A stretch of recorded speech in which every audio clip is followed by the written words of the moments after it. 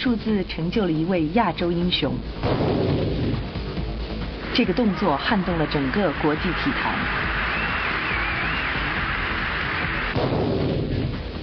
这个微笑俘虏了无数热情粉丝。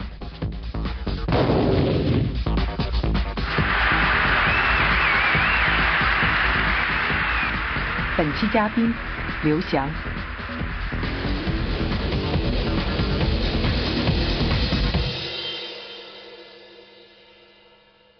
刘翔，非常感谢你接受我们的访问啊！一直觉得你是一个很有个性的人，不过呢，一般有个性的人呢，会多吃一点苦头哈，是不是这样？主要因为我小时候比一般的同年龄的人，都是要皮很多，特别皮。小时候像那个打弹子啊、拍香烟牌啊，那种爬火车我也干过，什么爬火车是动着的火车还是？对，因为是20码的火车，那个是火车快进站了嘛。那个时候小时候危险的事情，现在想想起来很后怕。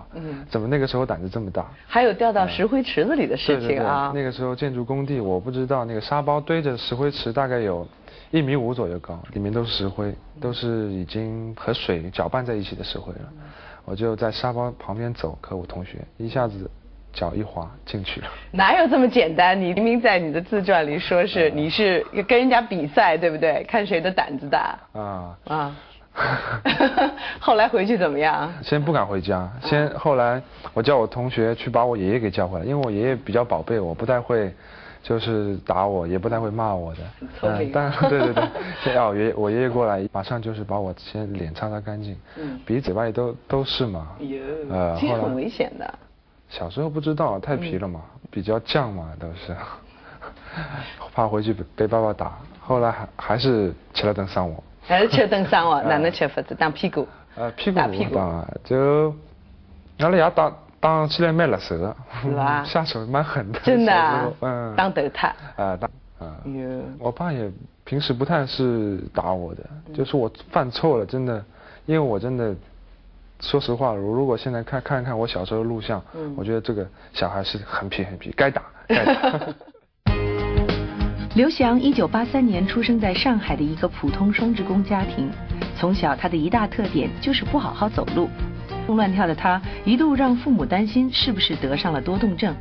直到10岁的有一天，他这身弹跳本事竟然得到了专业眼光的肯定，一位体校跳高教练看中了他。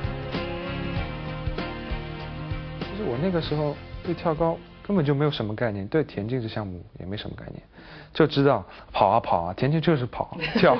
那个时候我就说好啊，我想去，但是我要回去问问我的父母。后来我父母说，哎呀，太辛苦了，特别是我妈妈，我爸爸还觉得你如果想去，就听你的。妈妈说小孩子这样太苦了，还有。就可能耽误自己学业啊。他还是希望你要读书上大学的那种他希望我能够稳定一点，他不希望我练的体育一身伤，而且又练不出什么东西，这是最没有意思的。对，最后谁说服了他呢？最后还是我爸，还是我们那个学校的教练说服了他。他们就是，哎呀。也不是说服了，先把我骗进少体校就再说。你跟你妈妈说这是怎么样一个人才呀？怎么不练了就很可惜啊？什么等等。他们反正极力的劝说我妈，我妈最后被劝服了。但你这种争强好胜的性格，在体校里边好像也是没有任何的这个减弱。据说你那个时候在跳高组，但是还经常跟短跑组去比短跑，是吧？因为那个时候就是一个短跑的选手，就说啊。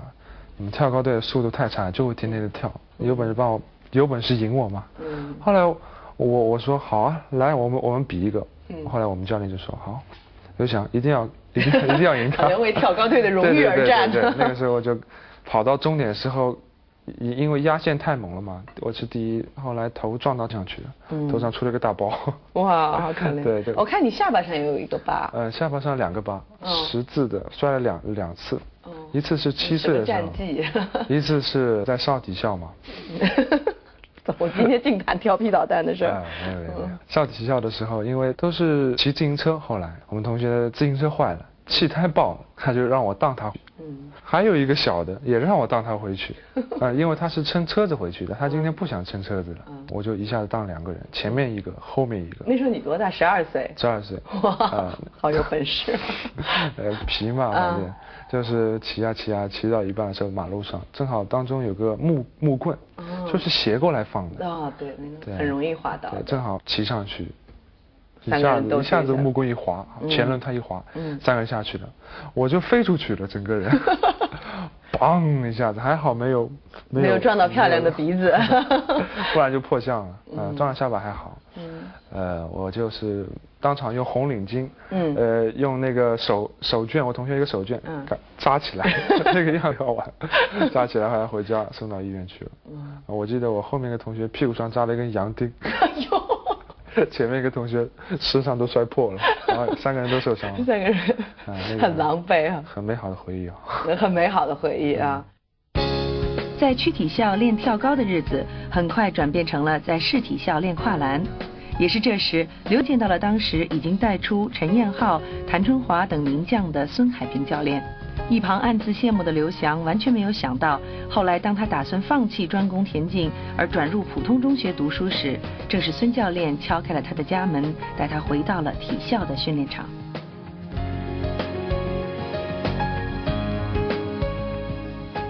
因为我是98年在我们那个体校里面看见刘翔的，那么当时他表现出来的那个非常强的这种速度节奏。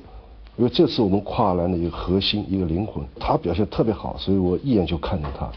看中他以后呢，后来我准备要调他的时候呢，出现了一个问题，因为当时有人就说刘翔有伤，就是那个膝关节的有伤，就说以后他进来以后能不能成为一个高水平运动员。那在这种情况下面呢，就是当时就让我签一个合同。就是让我保证，就是说以后他能成才。还有这种合同啊？保证成才。后来我想，因为这个是他伤是存在的，所以后来我就联系了我们上海比较有名的华山医院，就把这个膝关节治好了。你当时也是爱惜这个人才了哈。对。过去啊，我们看到中国的很多运动队或者运动员出成绩的时候，往往会读到他们这个教练如何魔鬼式训练的这样的一个故事。但是从刘翔这儿了解到，实际上你还是允许他时不时的偷点懒，调皮一下的啊，这是不是也算因材施教啊？因为他始终从自始至终，从训练开始一直到结束，他始终在我的视线之内。那么让他调节的时候呢？他如果说他感觉到他偷懒了，而且教练又没有说他的话，他会得到一种心理上的满足，快感。对，多一点这种感觉。因为我以前，当然我自己是绝对不会偷懒，我当运动员是很刻苦的。那么像我以前这个死练的话呢，老是感觉不够再去练，练到后面还不行，不行又去加练，这么处于这么一个恶性循环里面，所以越练越不行。像他这种那种类型运动员，就是说他得到满足以后，他在某一堂训练课上，他会发挥出更大的这种能量。